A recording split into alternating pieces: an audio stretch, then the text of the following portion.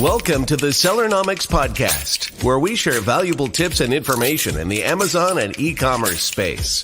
Each week, we deliver the best interviews with some of the top Amazon personalities in the industry to help you grow your business. Today's episode is brought to you by Getida, the global leader in FBA auditing and reimbursements. Get $400 in free FBA reimbursements at Getida.com/Sellernomics. And now, here are your hosts, Rob Stanley and Lisa Kinski. What is up, everyone? Welcome to today's episode of Sellernomics. My name is Lisa Kinski, and I'm joined by my co-host, Rob Stanley. And we have a really exciting episode for you guys today. We're going to be talking about bridging the gap between AI and human insights to help you grow on Amazon.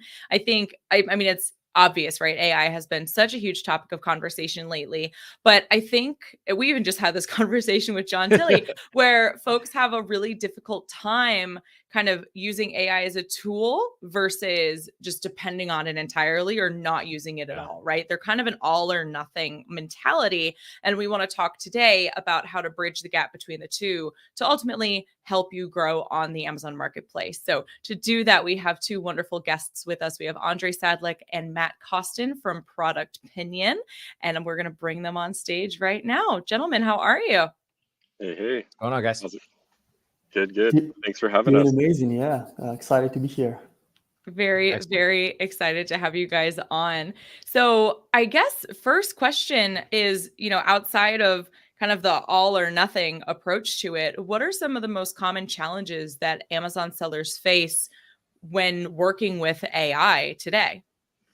So yeah, totally. So I mean, you kind of already hit the nail on the head where, we should be looking at AI as a tool to kind of augment of what you're already doing. And that's basically the key to getting ahead. I mean, Amazon comes with a lot of challenges and obviously they're going deep with it as well too, where you can use Amazon to generate your listings now, to generate images and that sort of thing. And obviously use it and use it as the tool, but not necessarily depending on it fully as the absolute, like this is the way it is, right? There's always going to be that little human impact, the empathy, the contextual that is super important to when you're making decisions. The other big issue with AI now is that options are now limitless, right? So like it's super easy to make those images, super easy to make anything.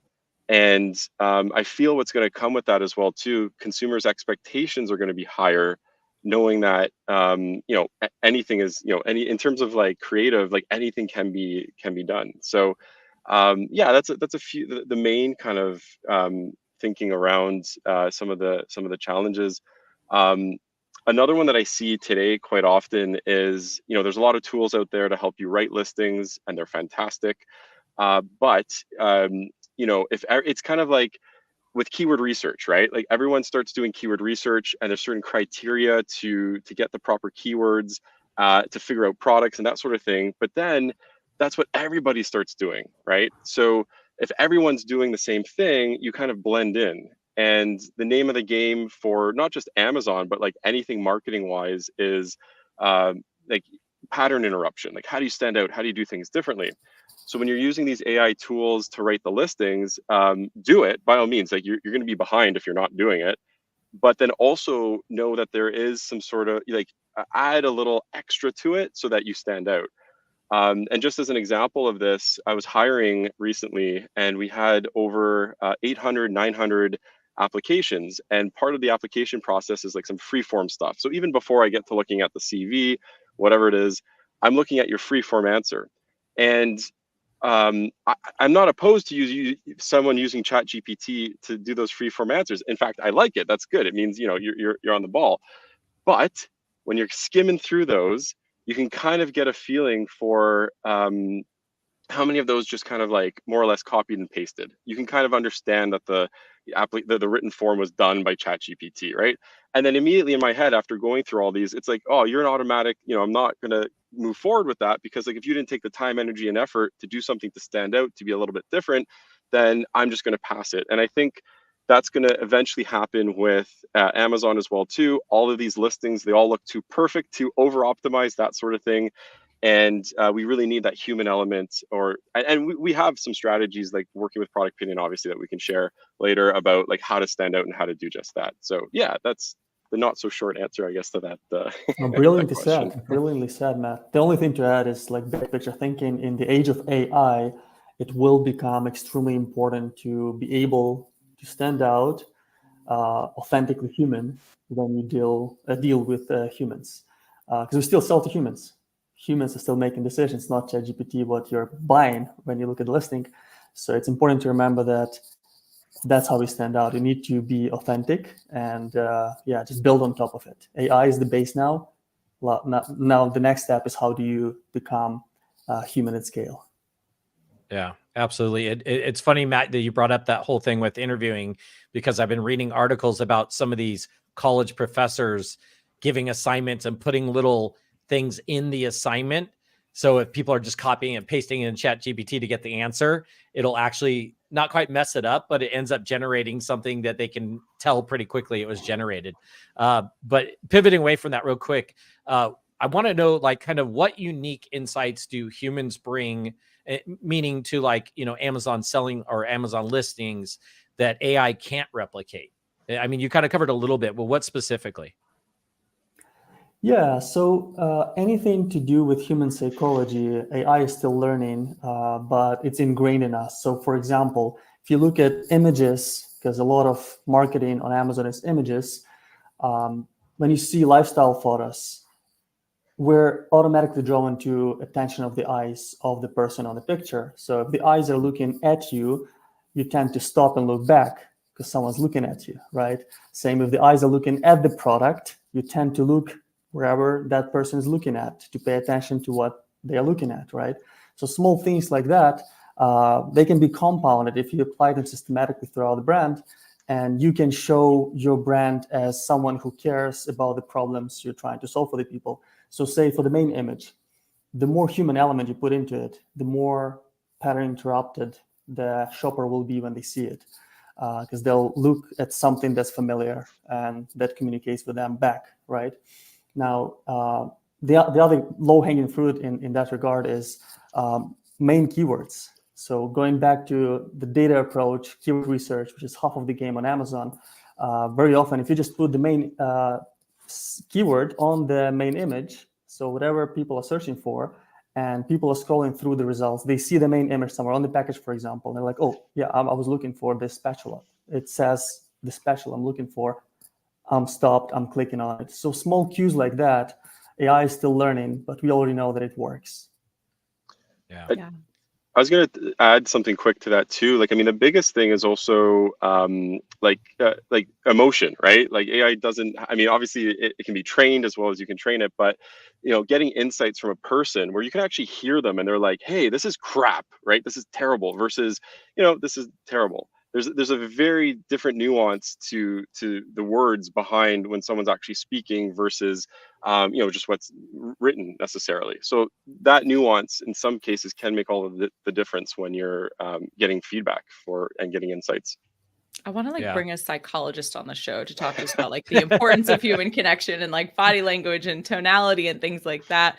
But no, absolutely true what you were saying, Andri, before. Even if there's not a subject in the photo that is looking directly at you, yes, that's incredibly enticing for the human eye. But even if you look at short form content on social, something where it's just the product itself is less scroll stopping than if there's hands interacting with it. I mean, we're very self-centered creatures. We want to see more of ourselves represented everywhere. And that's kind of leads a little bit into my next question about building brand loyalty through consumer insights, because in theory, the folks who are buying your product are going to be quite similar to the other folks that are buying your product. That's why we call it an ideal customer profile, right? Or a customer avatar. So they want to know what other people like. It's very hive mentality. So how can that help build brand loyalty through this information? Yeah, I mean, I can touch on that as well. So, like, one of the best things that that you can do is yeah, ask your own audience like what they like, and even if it's obviously the details that you get from it are going to be super valuable, but it's even just the process of involving them breeds to having lots of loyalty. So I've done a lot on Amazon as a seller, but I've also done, I think it's like 7 or been involved with 7 or 8 Kickstarter projects.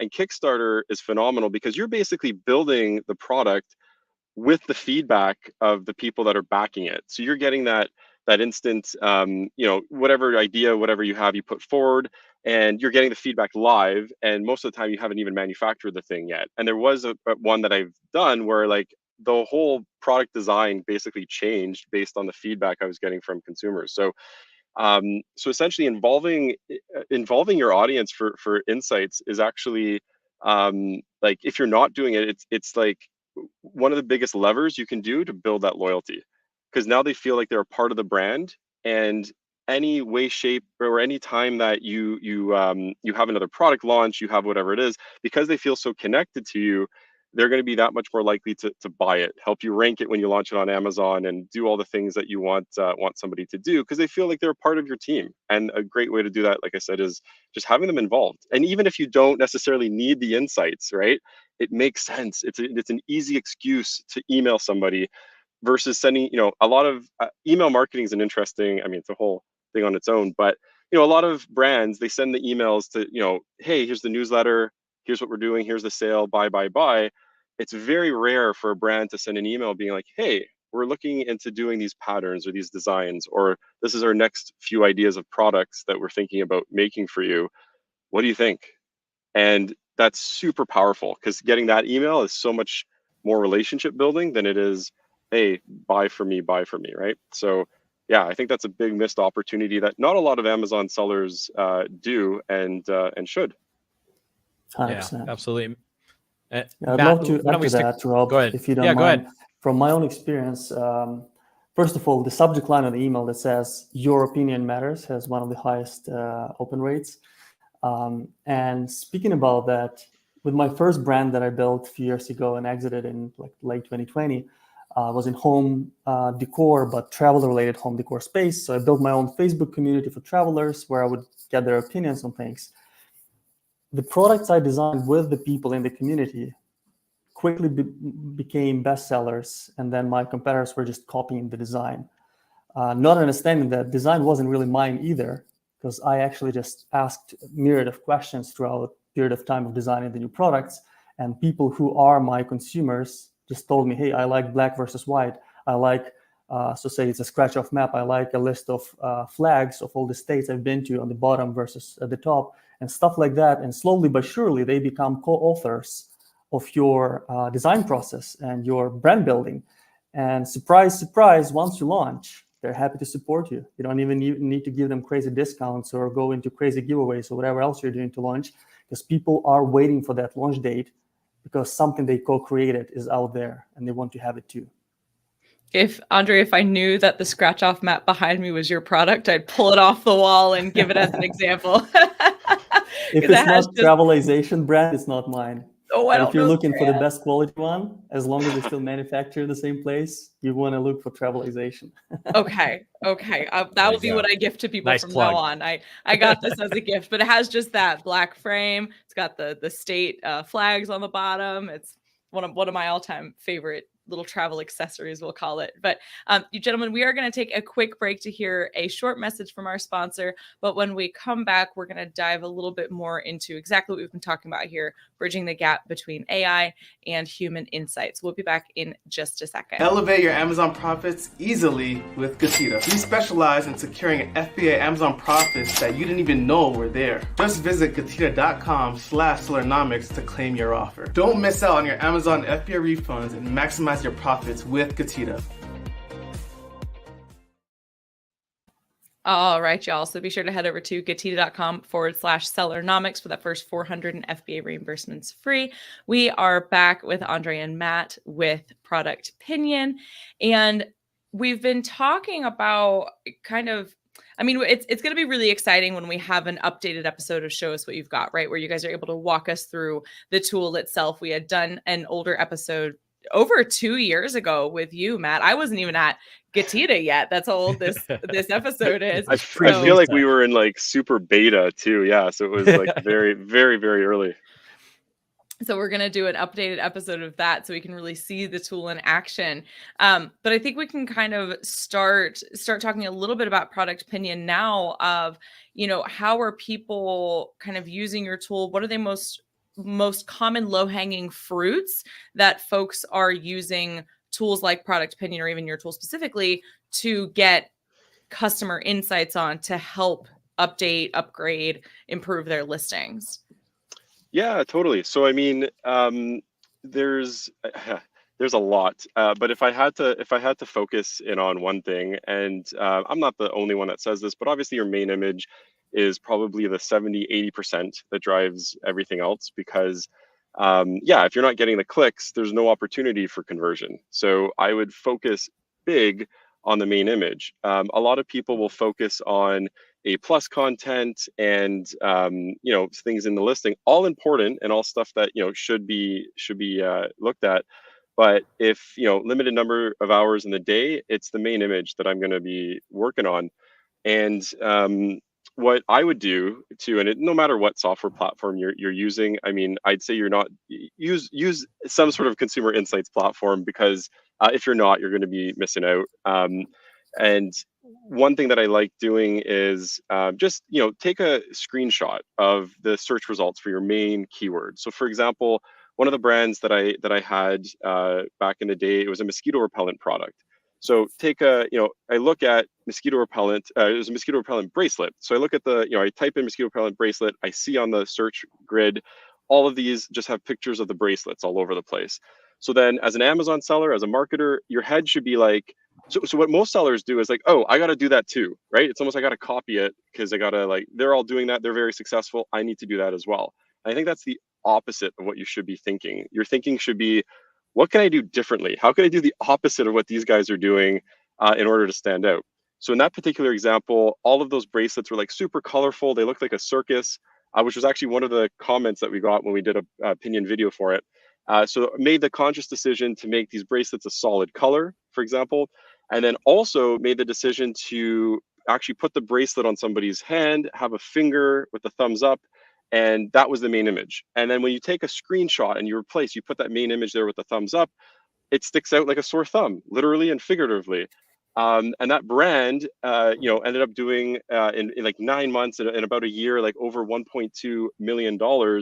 And and a lot of that was just because of that main image, standing out. Later on, obviously, people, will copy you, that sort of thing. But then you got to keep thinking, how do I do things differently? How do I stand out? And that's the name of the game. Not even just selling on Amazon, but also just marketing in general.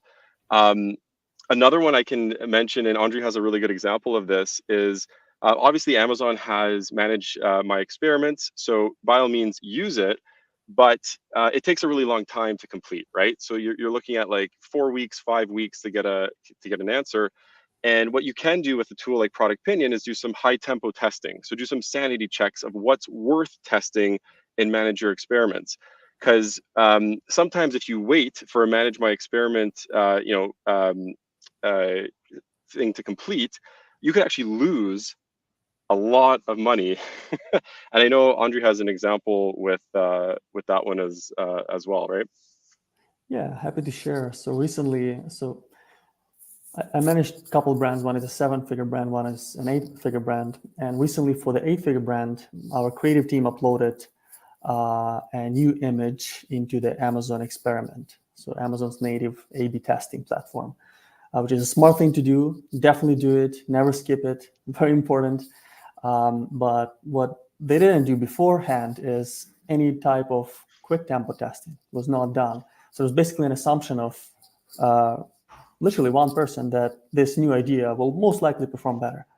So one person is definitely not a very statistically significant data, but it went through, and after a couple of weeks, when you compare the sales of A versus B, the old picture outperformed by I think it's $13,507 in 2 weeks. So obviously, definitely pays for you to split test with 100, 200, 300 people if you need to beforehand, to avoid that risk of guessing wrong on managed by experiments. So ideal scenario, so there are three paths basically. The old thinking is I just upload the image I think is best. The second best option is I use managed experiments on Amazon. Please do use it. And the best path would be 3 steps. So you do quick tempo testing first, then you make sure it matches with Amazon performance, because nothing will 100% exactly match the actual sales data. And then the third step is obviously it's applied to the listing itself. And any change you make, ideally you go through these 3 steps. Yeah, very nice. I got a question. We'll start with Matt on this one. We talked a little bit about kind of relying on AI a little bit too much, right? Like the listings start to all look the same or same wording. But what other like risks are involved for Amazon sellers over relying on AI? Matt, could you go first on that? Yeah, I mean, so what comes to mind as well too is, right now, as fast as AI is developing, there's always there's always some hiccups as well. So there's an option right now in Seller Central where like Amazon's literally just changing the listing without permission, right? They'll just go in there and they'll make suggestions, and the suggestions aren't great, unfortunately. So there is a way I can include it maybe in the show notes, like how to actually turn that off so that you're at least hopefully have more control over your own listing. But yeah, that's one that comes to mind right away, is like relying on it. Like the quality is, I mean, don't get me wrong, AI is great. It can be really good, but you have to also just sanity check that what's happening is what you want to happen as well. Yeah, Andri, go ahead. You're muted there, but go ahead and if you could give us an answer on that too, over relying on AI. Yeah, absolutely. What we started noticing lately with my team who build brands is very often you see text written in an AI way. So you can recognize it very often if someone didn't put too much effort into it. And it's an easy way for you to see that someone didn't care enough. And people feel that, and people recognize the AI style in everything, whether it's an image, lifestyle image versus a photo, whether it's just the copy itself. So realistically, as we talked about it already, like the base should be the AI, and then you build on top of it. And what's also cool, like we've all seen these messages, these emails where somebody forgets to edit a piece written by AI. It says at the end, thanks, name, or dear name, or whatever it is. You don't want to be that kind of seller where people see that it's just a business and the seller doesn't care about you solving the problem you're trying to solve with the product. Yeah, definitely. I always get a little frustrated. It immediately diminishes credibility, right? Even if they're just using the insert token for first name and it says, hey, name, I'm immediately like, I'm done. Like, unless it's like my doctor's office or the government, I'm like, no, I'm not doing it. Like, yeah, exactly. Before we jump into talking about product opinions, specifically how y'all help pricing, things like that, let's talk a little bit about what your predictions are for the future of AI. I don't know that we're going to have much change in human behavior, so we'll focus on the tech piece of it. What do you guys see to come in the near to distant future with AI as it relates to e-com? And we've been starting with Matt, so we'll start with Andri, but if you need to mute, no worries, we can go to Matt. No, I can start for sure. I'll be brief. Matt can elaborate. I honestly think is the greatest thing we've ever invented, but also the scariest thing overall. The pace at which AI is learning is crazy. So I'm not going to be surprised in a few years from now, maybe even sooner, Product Opinion will offer purely AI feedback because it's going to learn based on all the years of collecting feedback from humans that is not something that's off the table, because a lot of things we do daily, I'm sure all of us here and a lot of people who listen, is done by AI, and every day it's more and more because it's so much better, especially at analyzing data, giving you summaries, helping you make a decision based on numbers. Humans are still emotional creatures. So I think, yeah, the future is AI will help you make rational decisions, but only humans who use it well enough, use it the right way, will be able to conquer the world in the e-commerce space, so to say, because they'll understand that we still deal with people, and people like buying from other people they like. Mm-hmm. Yeah, I love that. And I mean, and to that point too, like, you know, humans haven't changed in thousands of years, right? Like Lisa, you mentioned early on, like people are inherently selfish, they want what they want, that sort of thing. Like it's kind of just, yeah, normal psychology, I guess. But obviously AI, you know, like Andri said, it's crazy in terms of the developments. And one of the more tactical things that I talked about just a couple of weeks ago too is, yeah, like people are going to be using like ChatGPT to search for brands and products now, right? Like it's taken over. It's taken over. I mean, obviously Google's still 99%, but I think more and more that's the trend. So now we're going to be optimizing. Like, how are we optimizing for the AI to recommend us instead of just keyword, right? So I feel like keyword-driven stuff is going to be taking a backseat. It's going to be, how do I make my listing? How do I make my marketing? You know, the AI is trying to replicate human, right? So how can we make the listing more human-like, more phrases that people would say, that sort of thing? And it turns out a great way to do that is actually talk to humans, like see how what questions would people ask about a listing and that sort of thing. And that, you know, that's where the trend is going. That we're optimizing for the AI now, and it turns out that yeah, we have to be very, very sensitive to that as Amazon sellers. Actually, quick Yeah. tip on that, if you don't mind, Matt. Mhm. Something I noticed recently. So when you ask ChatGPT something, ChatGPT needs to research. It will tell you searching Bing, not Google, Oh yeah, I've seen that.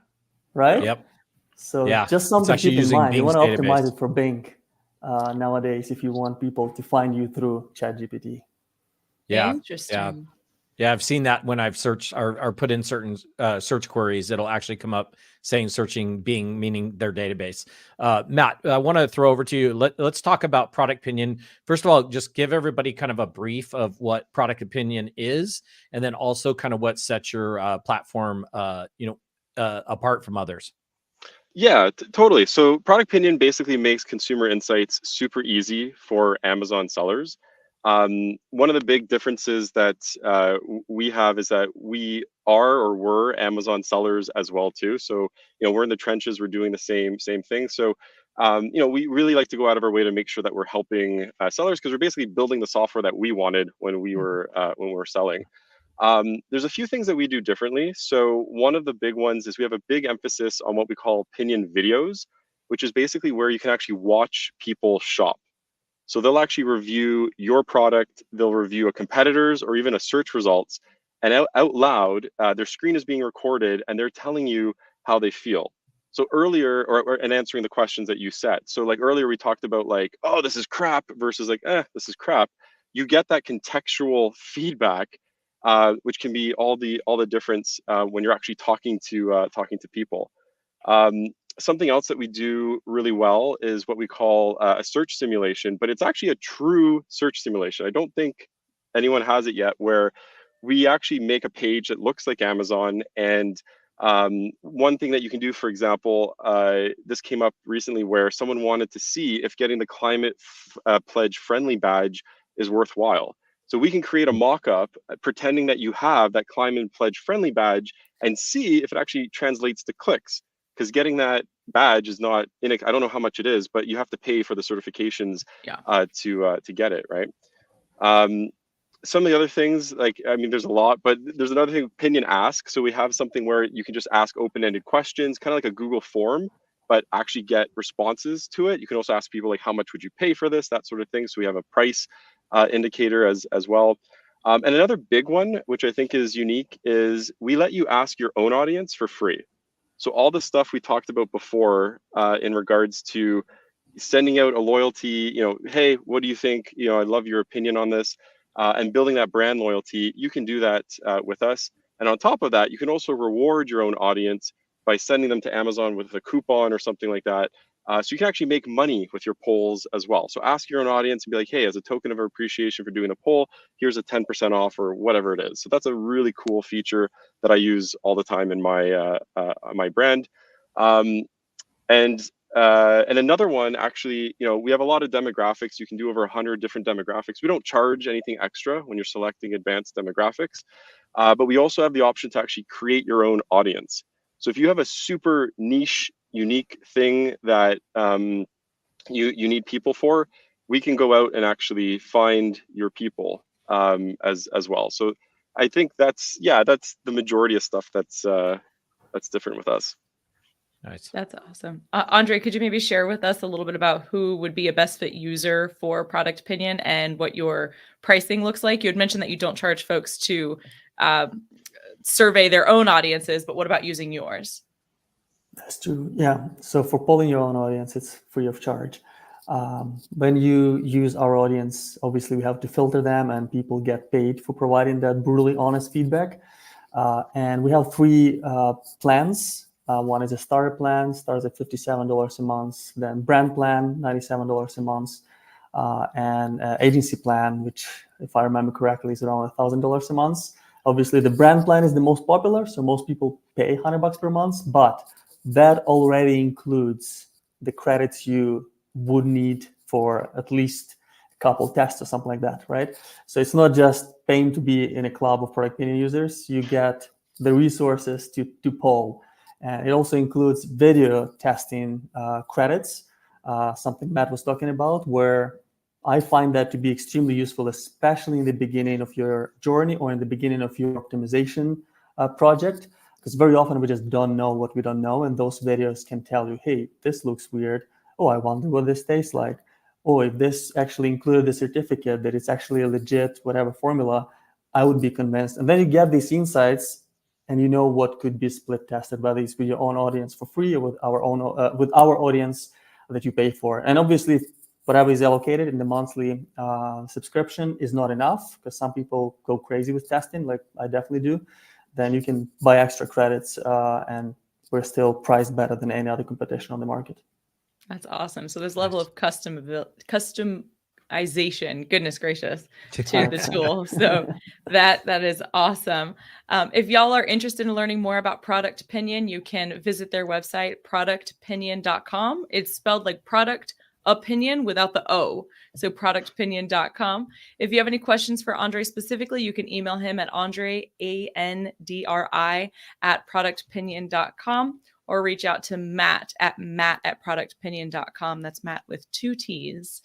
Gentlemen, thank you so much for being here today. We're really excited to get a show us what you've got on the calendar so we can show folks the tool itself. You guys definitely have an awesome service, and I've seen a little bit of the interface and the videos that you guys were talking about. I mean, enormous benefit to the sellers to use a tool like y'all. So thank you so much for being here today. Thank you for having us. Absolutely. Thank you, Lisa. Thanks, Rob. Yeah, thank you. Real pleasure. And thank you so much for everybody who tuned in today. If you liked what you heard, please be sure to give us a thumbs up, share your thoughts with us in the comments, subscribe to the show, and we will see you all on the next one. Thanks for joining us this week on the Sellernomics podcast. Special thanks to our sponsor, Getida. Did you know that Amazon probably owes you money for FBA reimbursements? Get $400 in free FBA reimbursements at Getida.com/Sellernomics. Be sure to join us again next week for more great tips on how to grow your business. And thanks again for listening.